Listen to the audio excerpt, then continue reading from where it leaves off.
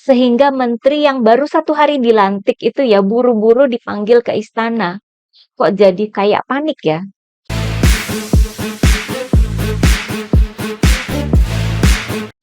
Hai teman-teman, jumpa lagi dengan saya, Nina Nur.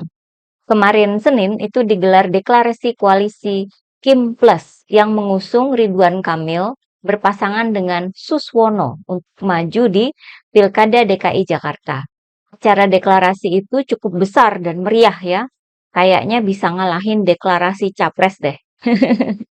Dari semua partai politik yang lolos ke DPRD DKI Jakarta, hanya PDIP saja yang tidak bergabung dengan koalisi Kim Plus ini. Seiring dengan deklarasi Kim Plus, keluar pula pernyataan dari PDIP yang akhirnya harus pasrah ya, menerima kondisi bahwa tanpa kawan koalisi, PDIP tidak akan bisa mengusung calon gubernur di DKI Jakarta. Pernyataan ini bikin miris ya, karena Pilgub di DKI Jakarta merupakan ajang pilkada yang paling krusial atau penting. Boro-boro mau bikin strategi pemenangan, mau maju pun udah nggak bisa. Saking yakin ya bisa menang di Pilkada DKI Jakarta, Fahri Hamzah menyatakan bahwa Jakarta tidak memerlukan pilkada katanya. Bahwa harusnya sudah bisa secara aklamasi pasangan Ridwan Kamil dan Suswono ini terpilih jadi pemenang. Sombong banget deh ya. Tapi itu cerita kemarin. Today ya, hari ini, ternyata kondisinya tiba-tiba berubah karena ada putusan MK. Seperti yang sudah banyak beredar di media, ada 3 poin putusan MK yang mendadak mengubah peta pilkada 2024. Pertama, bahwa partai atau gabungan partai politik peserta pemilu bisa mengajukan calon kepala daerah walaupun tidak punya kursi di DPRD. Kedua, MK menurunkan ambang batas atau threshold pilkada untuk partai politik bisa mengusung calon kepala daerah. Untuk DKI Jakarta yang awalnya 25% perolehan suara di pemilu atau 20% kursi DPRD menjadi 7,5% perolehan suara di pemilu. Ada beberapa partai politik yang perolehan suaranya di pemilu itu melebihi 7,5%, seperti PKS, Gerindra, Nasdem, Golkar, PKB, PSI, dan tentu saja PDIP. Artinya, PDIP bisa dong mengusung calon gubernur sendiri tanpa harus berkoalisi. Ketiga, MK juga memutuskan bahwa syarat usia kepala daerah dihitung saat penetapan sebagai pasangan calon oleh KPU.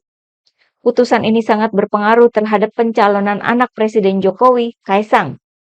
Terutama ketika nama Kaisang sudah disebut oleh Gerindra bahwa koalisi partai Kim Plus akan mengusung pasangan Ahmad Lutfi dan Kaisang di Pilgub Jawa Tengah. Kita ya tentu senang dengan keputusan MK ini, agar tidak sampai terjadi oligarki politik ya, agar tidak sampai ada cawe-cawe calon tunggal di daerah manapun di Indonesia. Calon tunggal melawan kota kosong, atau calon dari koalisi partai melawan calon independen boneka. Tentunya juga agar tidak kejadian lagi ada karpet merah buat anak penguasa untuk bisa maju di pemilu tanpa pengalaman atau kemampuan yang mumpuni. Tapi kok bisa ya MK itu mengeluarkan putusan yang tidak mendukung politik dinasti? Bisa jadi karena tidak adanya pamannya Gibran di dalam proses persidangan MK kali ini. Sehingga tutup kemungkinan adanya pelanggaran etik berat seperti yang terjadi sebelumnya di kasus pencawapresan Gibran. Ternyata MK itu bisa lurus-lurus aja ya ketika sang paman tidak ikut campur. Ada satu hal menarik yang terjadi bersamaan dengan keluarnya putusan MK ini.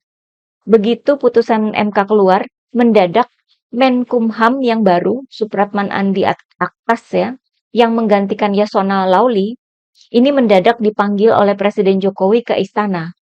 Katanya sih membahas perkembangan sejumlah undang-undang. Tapi kalau melihat timing atau waktunya, saya menduga yang dibahas ini sebenarnya adalah putusan MK terbaru ini ya. Karena dampak putusan MK itu sangat berpengaruh terhadap pilkada dan anak presiden, ya nggak sih? Dan juga sangat berpengaruh terhadap lajunya gerak langkah PDIP di pilkada. Perkembangan gerak langkah PDIP di pilkada ini diduga kan sangat diawasi oleh istana.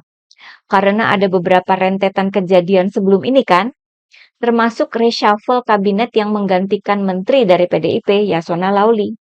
Yasona ini kan sebelumnya menurut berita dari Tempo itu yang saya baca ya, kena tegur karena mengesahkan pengurus baru PDIP.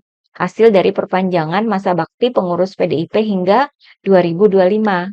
Sehingga kemudian Presiden Jokowi disebut membuat tim khusus untuk mengkaji aspek legal perpanjangan masa bakti pengurus PDIP tersebut. Yang mana soal cawe-cawe ini kemudian dibantah oleh anak buah Presiden Jokowi. Apalagi kita juga tahu bahwa buku catatan PDIP yang disita KPK dari Sekjen PDIP Hasto ya, itu belum dikembalikan sampai sekarang ya. Sampai video ini dibuat hari Selasa tanggal 20 Agustus sore ya. Padahal buku itu berisi rahasia partai, masuk strategi ya, strategi Pilkada 2024. Entah apa hubungannya dengan kasus yang sedang diselidiki di KPK. Misalnya kasus Harun Masiku. Apa coba hubungannya dengan Pilkada? Dari berbagai fakta ini kita bisa melihat adanya tekanan-tekanan besar terhadap PDIP menjelang Pilkada. Bisa jadi karena PDIP masih bisa ya jadi pemenang nomor 1 dalam Pileg 2024. Walaupun mengalami kekalahan di Pilpres. Takut banget ya sama PDIP. Hayo, kenapa coba? Mungkin karena dalam beberapa hari terakhir ini, Pak Jokowi itu sudah berhasil memamerkan kekuasaannya terhadap partai lain. Partai Golkar yang sudah berhasil jadi pemenang nomor 2 dalam Pileg 2024 dan berhasil memperoleh kenaikan suara hampir 35% lebih tinggi dari Pileg 2019. Tiba-tiba saja ketua umumnya mundur. Dan di pemberitaan media menyebut adanya dugaan cawe-cawe Jokowi di balik mundurnya Airlangga Hartarto. Sedangkan calon tunggal ketua umum Golkar adalah Bahlil Lahadalia. Bahlil ini disebut sebagai orang yang akan mudah memboyong keluarga Jokowi ke pucuk struktur kepengurusan Partai Golkar. Silakan baca ya di Tempo dan Detik.com. Saya ngomong apa adanya yang ada di berita media ya.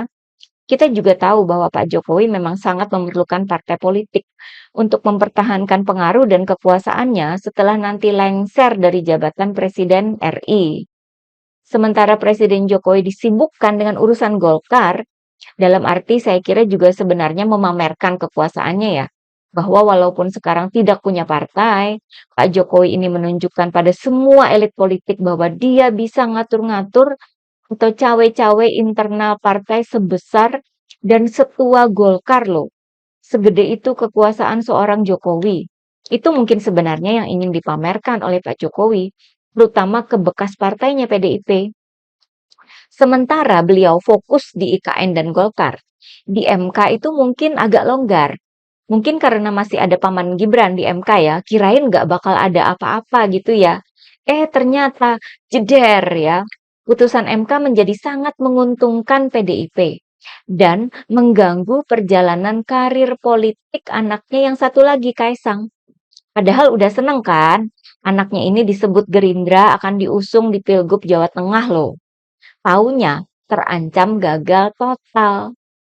Sehingga menteri yang baru 1 hari dilantik itu ya buru-buru dipanggil ke istana. Kok jadi kayak panik ya? Bisa jadi sih. Namun saya kira PDIP mesti tetap waspada ya. Memangnya orang yang mau jungkir balik cawe-cawe di mana-mana akan tinggal diam karena terkendala putusan MK. Pasti akan berupaya memikirkan strategi baru, manuver baru, iya kan? Kita lihat saja perkembangannya ya. Oke, bagaimana pendapat teman-teman? Sekian dulu dari saya. Terima kasih atas perhatiannya. Begitulah kura-kura.